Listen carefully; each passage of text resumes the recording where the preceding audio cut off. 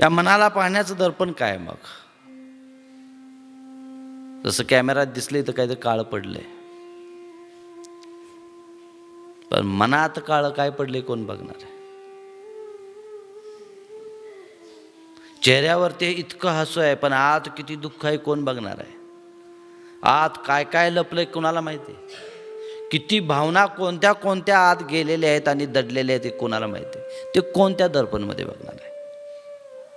कागज की एक नाव बनाई छोड़ी घर गहरे जल में. कागज मगाशी सांगितले, शरीराला कागज म्हणले कबीरांनी. गहरे जल में म्हणजे काय? या संसारात सोडले. धर्मी कर्मी पार उतर गया पापी डूबे जल में. धर्म आणि कर्म म्हणजे साधना. धर्म आणि साधनेच्या पथावरती जो चाललाय तो या जलामध्ये तरलाय. कोण बुडला? जे 5 चोरांच्या हातात ही डोर दिलेली आहे तो डुबला. खाच खाच कर साप बंदे तेल लगावे जुल्फों में. झनताली पर घास उगेला धेन चरे लय बन में. कायमच टक्कल पडले. खाचून खाचून टाळू भरलाय. उगवेल का? बंजर जमीन झालेली आहे, त्याच्यात कोणतंही बीज नाही आणि त्याच्यात प्रचंड पाणी घालतोय. उगवेल का?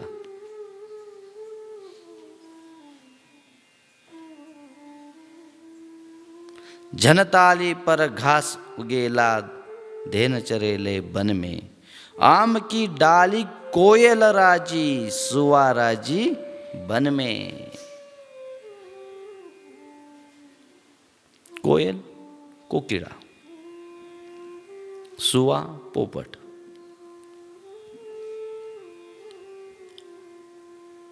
कोकिळेला आंब्याचं वृक्ष आवडतं, तिथं राहायला आवडतं, आणि पोपटाला जंगलात मुक्त संचार करायला आवडतं.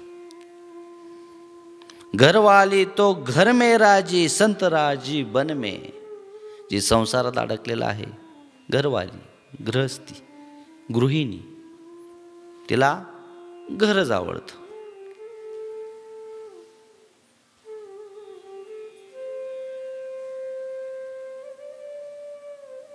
बाहेर पडल्यानंतर हॉटेलमध्ये 10 वेळा जेवल्यानंतर कळतं घरचंच बरं होतं. म्हणजे ह्याचा अर्थ परत कधीच ती बाहेर जेवणार आहे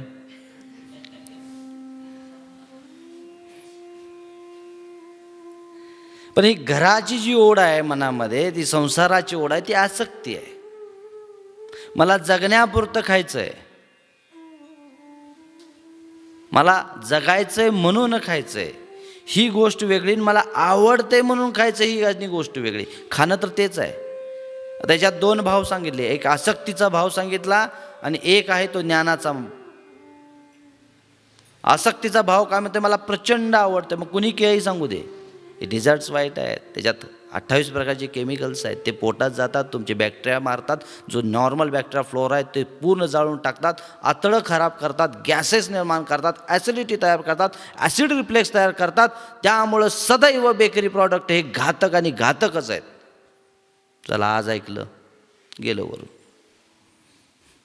गेलो आग्र्यात, मम्मी बिस्किट. मम्मी काय करते? खाऊ दे आजचे दिवस. माया,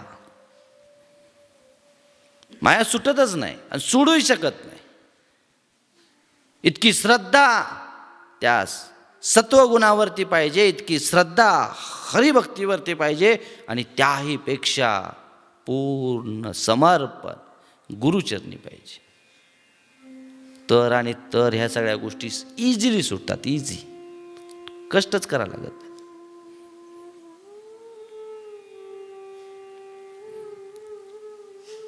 म्हणून जो तो ज्या त्या ठिकाणी सुखी आहे. कबीर म्हणतायत,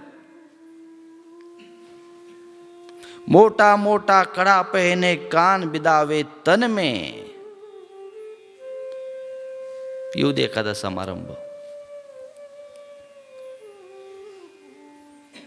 सालजोडीत ठेवलेले,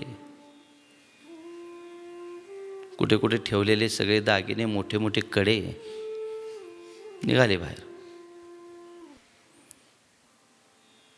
आमची एक पेशंट, मोठं लग्न झालं, 11-12 तोळे जेवढं काही सोनं होतं सगळं अंगावर होतं. लग्न झालं, खुशी खुशी इतकं नवाजलं स्त्रियांनी. वाह, हार काय दिसतोय, वाह तो कडा काय दिसतोय. म्हातारी अशी होती ती, संध्याकाळी बिडकी झाली. नवरा म्हणतोय उतरायचंय का वाही? हे म्हणले आज मी उतरत नसते. झोपली. आली संध्याकाळी चोर, ठेवला पाय नरडीवर, न बोलता सगळं काढून दिलं.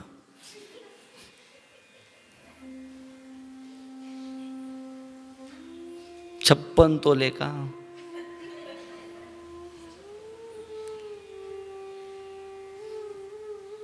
मोटा मोटा कड़ा पहने, कान बिंदावे तन में, झनक कायारी माटी होवेला सोसी बिच अंग में. शरीरच मातीचं आहे, तर त्याच्यावर जे काय घातलंय ते काय?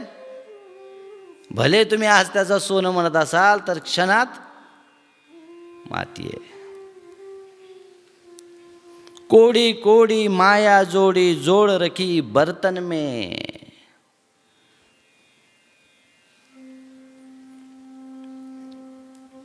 नवऱ्यापासून चोरलं, कधी तांदळाच्या पिठात, कधी डाळीत, कधी अमक्याला उसणं पासणं देऊन, कुठंतरी व्याजारण देऊन सगळी माया जोडली ठेवली.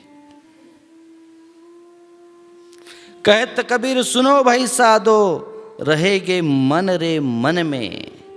ही सगळी माया जरी तिथं असेल तरी कॅल्क्युलेशन कुठं आहे? कुणाला किती दिले, कुठलं कुठं ठेवले. मृत्यू आई तो खाई गई, क्या लाया जीवन में. सगळ्यांकडं सगळं आहे. ना नवऱ्याला सांगितलंय, ना मुलाला सांगितलंय, ना कुणाला सांगितलं. जोडलेली माया गेली कुठं?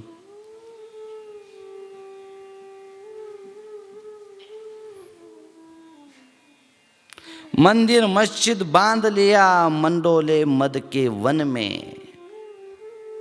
बांधलं ना तुम्ही, घरात एक मंदिर बांधलं, देवारा केला, पूजा केली, गुरुज्यांना मानताय त्यांचा फोटो लावला, आरती केली, मनात प्रचंड झालं. पण जर मनात ही माया असेल, संसारात आसक्ती असेल, तर ह्या सगळ्या गोष्टीला कर्मकांडच म्हणायचं.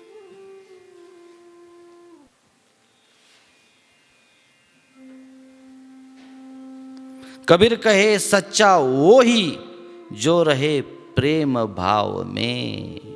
वाह वाह.